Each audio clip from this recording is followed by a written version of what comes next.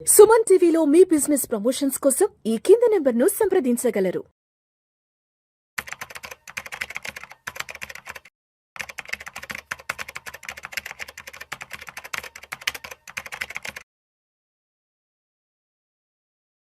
Sir నమస్తే sir Giribabu గారు. నమస్తే అండి. సార్ గిరిబాబు గారు, ఇప్పుడు మ్యూచువల్ ఫండ్స్లో రిటర్న్స్ విషయానికి వస్తే అందరూ కామన్గా చెప్పుకునే CAGR 12 to 15%. కరెక్ట్ అండి. అసలు ఎంత పర్సంటేజ్లో రిటర్న్స్ వస్తే మనం కరెక్ట్ రిటర్న్స్ని అందుకున్నట్లు? అయితే ఒకప్పుడు అసలు ఈ రిటర్న్స్ అనేవి ఏ విధంగా ఉండేటివి? ఈ రిటర్న్స్ పట్ల పబ్లిక్ మైండ్ సెట్ కూడా ఒకప్పుడు అసలు ఎలా ఉండేది? చాలా మంచి క్వశ్చన్ అడిగారండి. నార్మల్గా 12 to 15% రేట్ ఆఫ్ రిటర్న్ అనేది మీకు కాంపౌండింగ్ ఫ్యాక్టర్లో చాలా మంచి రిటర్న్ అది. సో నార్మల్గా దీనికి ఒక క్యాల్కులేషన్ చెప్తాను. మీ దగ్గర ₹1,00,000 ఉన్నాయి. మీరు తీసుకెళ్ళి safest bank PSU state bank of India దాంట్లో డిపాజిట్ చేయండి. సంవత్సరానికి ఎంత వస్తుంది? ఆన్ అండ్ యావరేజ్గా 6% ఉంది. ఇప్పుడు 6.5 సీనియర్స్ అయితే 7%, అరౌండ్ 6 అనుకుందాం. సేఫ్. కానీ అది ఇన్ఫ్లేషన్ బీట్ చేస్తుందా? చెయ్యదు. సో మనం ఏం చేద్దాము, ఆ 6% వద్దు అని చెప్పేసి మీ ₹1,00,000 ఎవరికైనా అప్పిచ్చామనుకుందాం. లెండింగ్ ఎంత ఇస్తారు? ధర్మ వడ్డీ అనుకుంటే ₹2 ఇంట్రెస్ట్. ₹2 కామన్గా. ₹2 వడ్డీ అంటే సంవత్సరానికి పర్సంటేజ్ ఎంత? 24%. కానీ ఎంత రిస్క్ ఉంటుంది అందులో? మీ ప్రిన్సిపల్ కూడా గ్యారంటీ ఉండదు. మీరు తీసుకునేప్పుడు విష్ణు గారు మీరు ఇచ్చారు దేవుడు అండి అంటారు, మళ్ళీ రిటర్న్ ఇవ్వండి అంటే అరే ఇస్తామయ్యా ఇప్పుడు లేవు ఏం చేస్తావు, మీరు దయ్యంలా కనబడతారు. కనుక అంత రిస్క్ ఉంటుంది ఇక్కడ. మనస్పర్ధలు వచ్చేస్తాయి, చాలా వచ్చేస్తాయి. ఈ 6% ఎంత సేఫో 24% అంత రిస్క్. అయితే మనకు ఆ రిస్క్ వద్దు.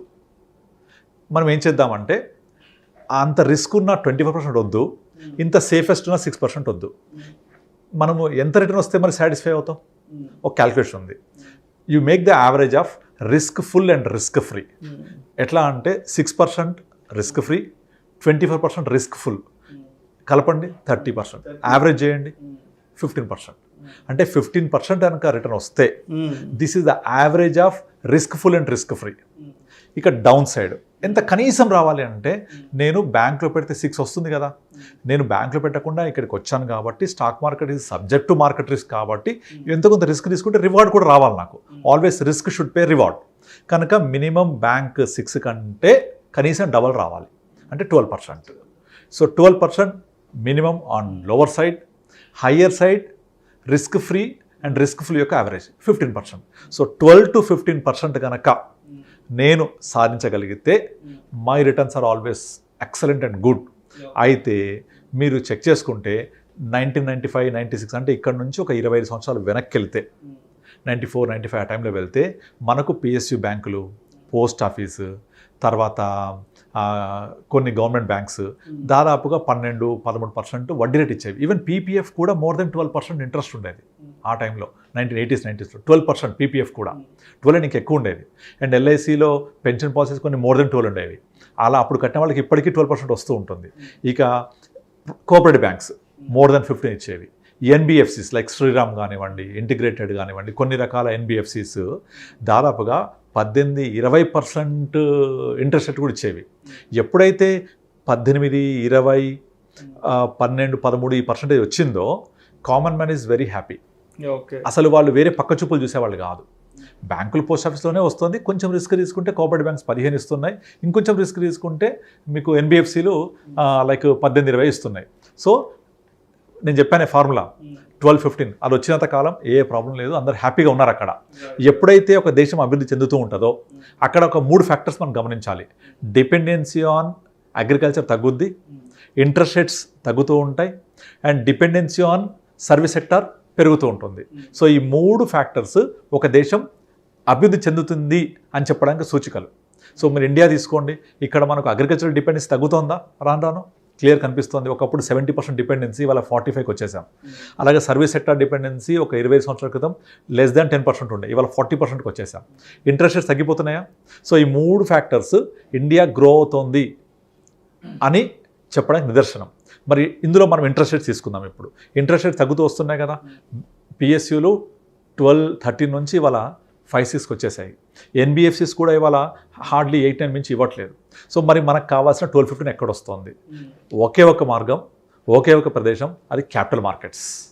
ఈ క్యాపిటల్ మార్కెట్స్లో మళ్ళీ చాలామందికి ఏం కొనాలి, ఎప్పుడు అమ్మాలి తెలియదు కాబట్టి సింపుల్గా మ్యూచువల్ ఫండ్స్ మీరు యావరేజ్గా ఒక 20 years వింటేజ్ ఉన్న మ్యూచువల్ ఫండ్స్ ఏది తీసుకున్నా కూడా ఇవాళ రోజున more than 15 to 18% return generate చేసే ఆల్రెడీ. ఇదంతా గతం. ఫ్యూచర్ చూద్దాం. మనం ఇంతకుముందు కొన్ని వీడియోస్లో మాట్లాడుకున్నాం, ఇండియన్ ఎకానమీ రాబోయే 1 decade ఒక ఫాస్టెస్ట్ బుల్ రన్లోకి వెళ్తోంది. అండ్ మన మార్కెట్స్ కూడా చాలా ఫాస్ట్ గ్రో అవబోతున్నాయి. మీకు ఆల్రెడీ మోతీలాల్ ఒస్వాల్ వాళ్ళు చెప్పేశారు, we are going to see 2 lakh plus Sensex in coming next 1 decade అని అందరు చెప్తున్నారు. సో ఇవన్నీ కూడా 12 to 15% గ్రోత్ రేట్లో వెళ్తేనే వస్తుంటాయి. ఇవన్నీ జరుగుతుంది కూడా ఆల్రెడీ. ఇక్కడ ఏంటంటే మనకు పేషెన్స్ ఉండాలి, నమ్మకం ఉండాలి. ఆ మార్కెట్స్తో పాటుగా ట్రావెల్ చేస్తుంటే మనం కూడా ఆ గ్రోత్ రేట్లో ఉంటాము, చూడొచ్చు కూడా. సో ఇప్పుడు గతంలో జరిగింది, రాబోయే ఫ్యూచర్లో కూడా ఎకానమీ, జీడిపి రెండు కూడా కలిసి పరిగెడుతూ ఉంటే ఎప్పుడు కూడా Indian total GDP size is equal to Sensex growth. ఎలా అంటే మన సెన్సెక్స్ ఎంత గ్రోత్ ఉంటుంది, 12-14 అనుకున్నాం కదా, 12-15. మన ఎకానమీ గ్రోత్ ఎంత ఉంటుంది, 6% జీడిపి ప్లస్ 6% ఇన్ఫ్లేషన్, 6 to 7 అనుకోండి దాదాపుగా. So Sensex growth is equal to GDP plus inflation. GDP plus inflation 12 to 14, Sensex growth rate అంతే. ఇది వచ్చిందనుకోండి ఆటోమేటిక్గా మనము అక్కడే ఉంటాం కదా, మనకు కావాల్సిన రిటర్న్ అక్కడ దొరుకుతుంది కదా. అయితే ఇక్కడ ఎక్కడ కన్ఫ్యూజ్ అవుతారంటే జనాలు, బ్యాంకులు 12-15 ఇస్తాయి, గ్యారంటీ రాసిస్తాయి. మనకు గ్యారంటీ ఉందా అక్కడ అడుగుతారు. గ్యారంటీ ఇక్కడ ఉండదు, ఎవరు రాసివ్వరు. కానీ over a period of time compound అవుతూ అంటే ఒక ఇయర్ మైనస్ రావచ్చు, ఒక ఇయర్ ప్లస్ రావచ్చు, ఒక ఇయర్ చాలా ఎక్కువ రావచ్చు. మీరు లాస్ట్ 4 years చూస్తే లాస్ట్ 1 year 1.5 year నుంచి అసలు గ్రోతే లేదు సెన్సెక్స్ పెద్దగా, ఫ్లాట్ గ్రోత్. కానీ అంతకుముందు ఎక్స్పోనెన్షియల్ గ్రోత్ రేట్, అంతకుముందు చాలా డౌన్ ట్రెండ్, ఇలా యావరేజ్ అవుతుంటుంది. This is average of 6 to 7 years తీసుకుంటే మినిమం 12 to 15 ప్లస్సే ఉంటుంది. సో కనుక ఆ 12-15% 25 బ్యాక్ వచ్చింది ఫిక్స్డ్ డిపాజిట్ కైండ్ ఆఫ్ థింగ్లో. ఇవాళ సేమ్ కైండ్ ఆఫ్ రిటర్న్ మనము క్యాపిటల్ మార్కెట్స్ ద్వారా మ్యూచువల్ ఫండ్లో ఇన్వెస్ట్ చేసి సంపాదించవచ్చు. సో ఇది వచ్చినంత కాలం మనకు కాంపౌండింగ్ ఫ్యాక్టర్ యాడ్ అయ్యి మనకు కావాల్సిన సఫిషియంట్ గ్రోత్ రేట్ ఇస్తుంది. ఎందుకంటే మీరు రూల్ 15 గురించి వినే ఉంటారు, 15,000 15 years 15%. ఇక్కడ 15% రిటర్న్ ఇస్తే 15,000 ఇన్వెస్ట్ చేస్తూ పోతే 15 years తర్వాత 1 crore ఉంటుంది. సింపుల్. మరి 15% వస్తుందా అంటే గతంలో వచ్చింది. సో ఫ్యూచర్లో కూడా కాంపౌండింగ్ ఫ్యాక్టర్ ద్వారా యావరేజ్ అవుతూ మనం అట్లీస్ట్ 12 to 15% ఉంటే కనీసం 1 crore కాకపోయినా 80 lakhs 75 90 lakhs ఈజీగా ఉంటాం అక్కడ మనం.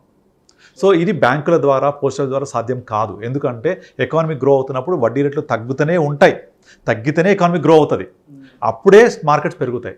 అన్ని తగ్గుతుంటే ఏం పెరుగుతాయి, మార్కెట్స్ పెరుగుతుంటాయి. ఎందుకంటే market is nothing but the combination of all the companies which are participating in the stock market. So stock market యొక్క టోటల్ కంపెనీస్ మన జీడిపి 80% కంట్రిబ్యూట్ చేస్తాయి. ఫర్ ఎగ్జాంపుల్ ఒక టీసీఎస్ఏ మోర్ దెన్ 3% మన జీడిపి కంట్రిబ్యూట్ చేస్తాయి. Reliance Industries group more than 2% contribute చేస్తాయి.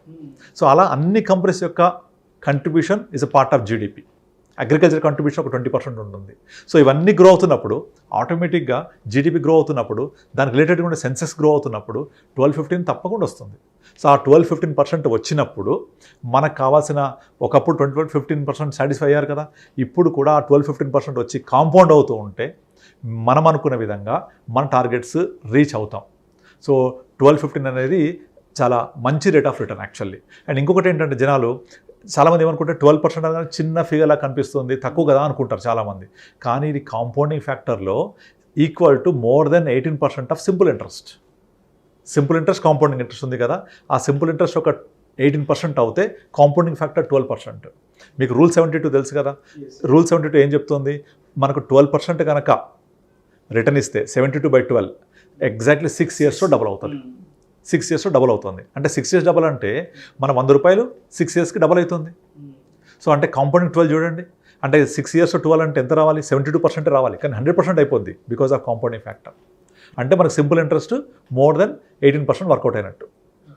So కనుక 12-15 is not at all a small rate of interest, definitely will create wonders over period of time. And ఇంకొకటి point ఏంటంటే పోను ఈ గ్రోత్ రేట్ కూడా తగ్గే అవకాశాలు ఉంటాయి. ఎందుకంటే ఎకానమిక్ గ్రోత్ రేట్ తగ్గుద్ది పోను లైక్ అంటే పోను అంటే ఒక 10-15 years అవుతుంది. ఇప్పుడు యూఎస్ఏ గ్రోత్ రేట్ ఎంత ఉంటుంది, హార్డ్లీ 3% 4%. ఇన్ఫ్లేషన్ కూడా చాలా తక్కువ ఉంటుంది.